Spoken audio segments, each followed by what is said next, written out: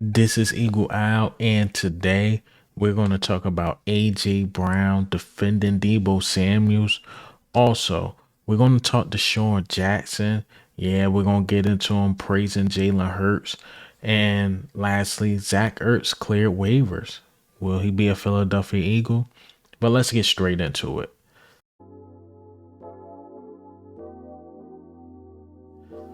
All right, so before we get into the topics, the BS with the AJ, James Bradbury, and the Deebo Samuels, let's talk about the injury report and who's playing and who is not playing. Okay, so here go the injury report.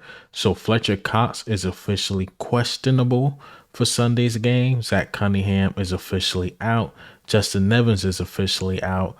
And let me just say a little piece about Justin Evans, right? The thing is with Justin Evans, he's better than Kayvon Wallace, right? Because now I'm thinking of the all season.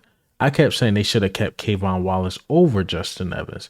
It's because of this. The best ability is availability. And his 21-day window is closing. So you know what that means? If that window closed and he still can't play, they'll have to put him on season ending IR. So that means the Eagles might have made a huge mistake of picking Justin Evans over Kayvon Wallace. It seemed like a huge mistake. But man, prayers up for Justin Evans, man. He might be done. And injuries is plaguing him. All right, so Grant Calcaterra, questionable with the ankle. Dallas Goedert did practice today, or I should say yesterday. He's doubtful, so more than likely he's not going to play.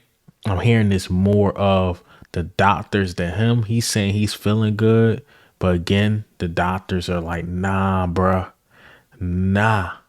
All right, Julio Jones with the knee, he will play. AJ Brown will play.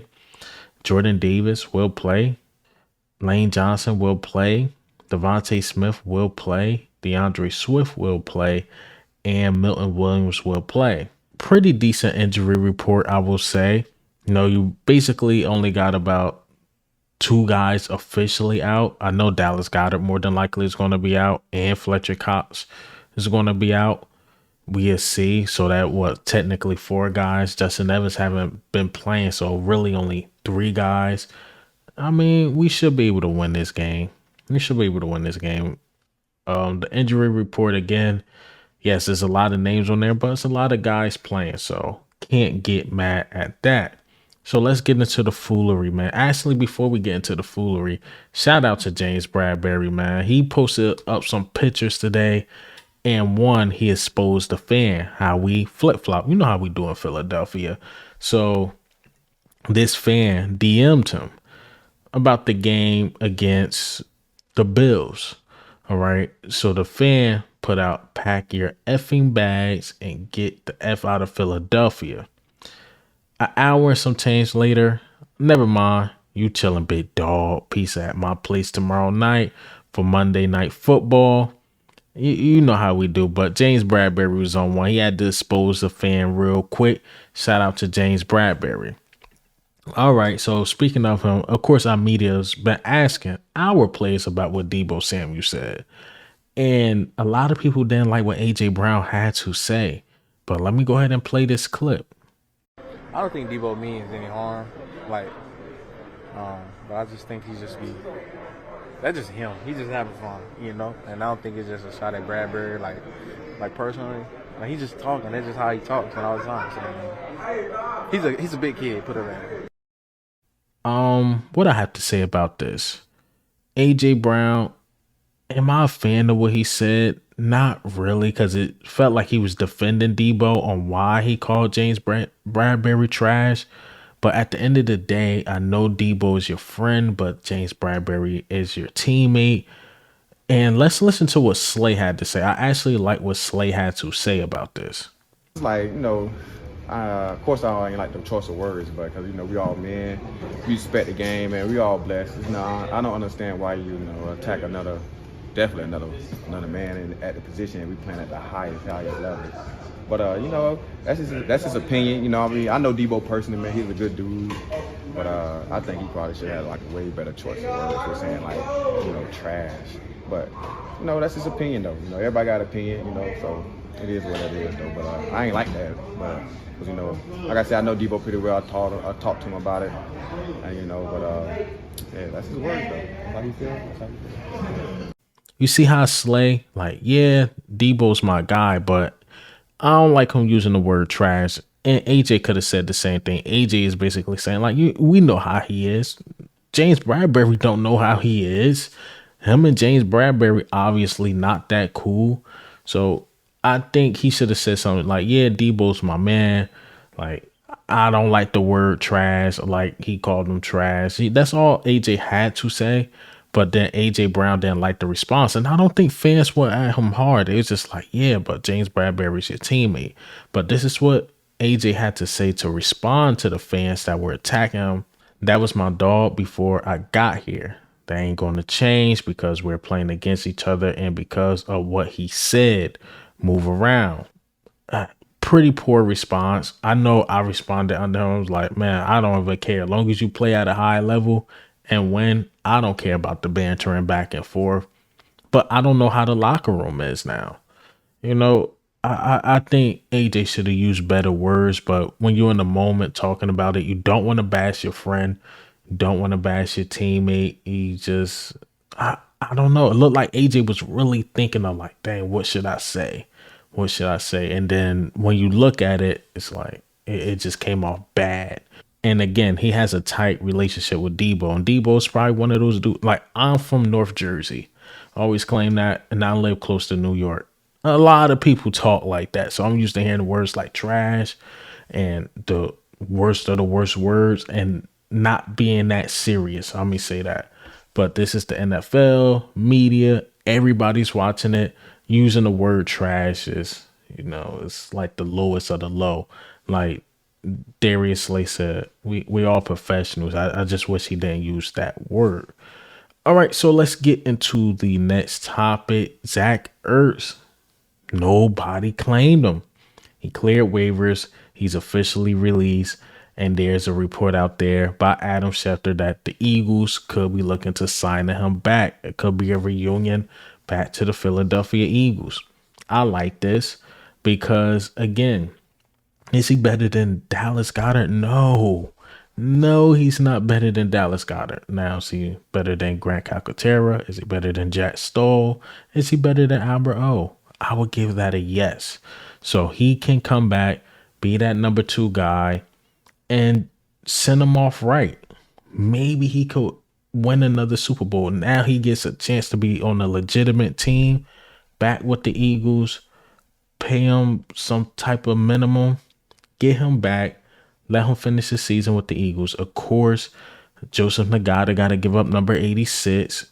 And we finished the season with Dallas Goedert and Zach Ertz as your number 2 tight end. It's a solid tight end duo. I believe we should bring him back, especially with us being thin at the tight end position. Bring him back, see what he got. It won't hurt you. Now, if he's buns like the Arizona Cardinals are saying, you still got other guys you can work with. But I highly doubt he fell off the wagon like that. Right, so let's get into the last topic of the day. Desean Jackson. We know he retired yesterday, and he spoke about Jalen Hurts. Of course, the questions was going to come about Jalen Hurts, and he said, like, look, I believed in him since day one. People pulled up the receipts, and remember, Jalen Hurts had the Rosa Parks shirt on, and he was working with Desean Jackson over that summer when Desean Jackson came back during Jalen Hurts' rookie year. He was like, yo, I believed in dude since day one. And he said, yo, it was a practice. You know what? I'm going to go ahead and play this clip. When you're the backup, you go versus the one. So I'm sitting there watching him, and I'm just seeing him sling the ball, and he making crazy plays. And it was like, I look back at Howie, I tapped Howie, I said, Howie, I told you, that kid going to be special, man. And just to see where he's at now, man, one thing I can say, back when I was here, I want to say it was 2020, we actually trained in the off season, and he came to Tampa. I don't know if those of y'all remember, but he came to Tampa, and everybody's like, "Why is Jalen Hurts training with Desean Jackson? Like, why isn't Carson Wentz out there training?" And it was actually he just made it convenient because I trained in Tampa, and he came out there and trained with me, and we trained for like a whole week. and we was able to build. And I just seen like his mentality was different then. Like you can tell him coming from Alabama, just his mentality of just how eager he was to win. He had like a older mentality. It was like he was like an uncle or like an old father.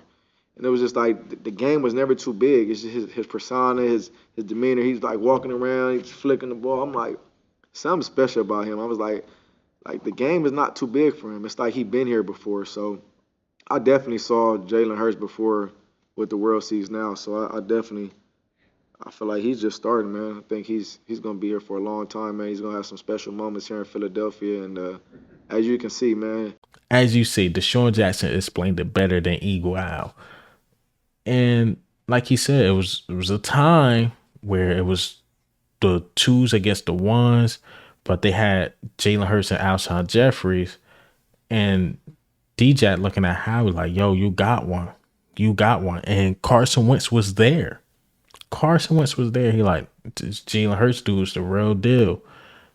And again, this is not him just saying this now. He was working with him during his rookie year.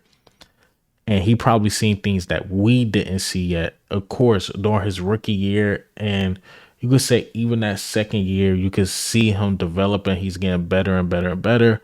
I always told people when I got sold on Jalen Hurts, it's that Arizona Cardinals game.